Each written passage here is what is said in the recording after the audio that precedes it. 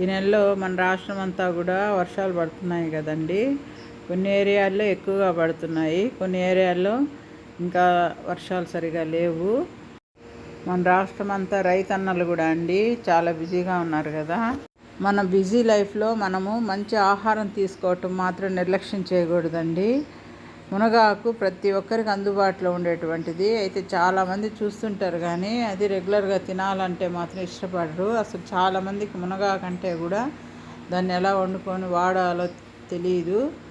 అందుకోసమని నేను మునగ చెట్టుని ఇవాళ మీకు పరిచయం చేస్తున్నాను. మా ఇంట్లో ఉండే చిన్న చెట్టు అండి, కొమ్మ పెట్టాను, బాగా హెల్తీగా పెరిగింది. ఆకుని ఇవాళ తాలింపు చేస్తున్నాను.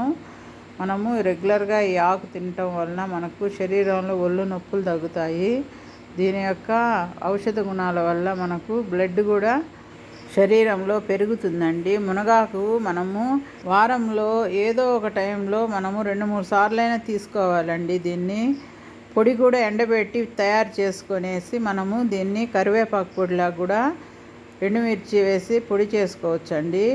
నేనైతే తాలింపు చేశాను. మా ఇంట్లో ఈరోజు ఉప్పు మిరపకాయలు ఉంటే అవి కూడా వేయించాను. డ్రాగన్ ఫ్రూట్ అండి ఇది. మనము ఎక్కువగా తీసుకోవాలండి. దీనిలో అధిక పోషకాలు, సి విటమిన్ అధికంగా ఉంటుంది. ఆహారానికి ముందైనా ఆహారం తిన్న తర్వాత అయినా కూడా మనము ఆహారంలో ఇది ఫ్రూట్స్ ఉండేటట్టు చూసుకోవాలి. ఈ యొక్క డ్రాగన్ ఫ్రూట్ని మనము సలాడ్స్ లాగా కూడా చేసుకొని తీసుకోవచ్చు. అధిక పోషక విలువలు ఉంటాయి. తప్పకుండా మన పిల్లలకి పరిచయం చేయాలి ఫ్రెండ్స్. ఆహారంతో పాటు పండ్లు, కూరగాయలు ఎక్కువగా ఉండాలి.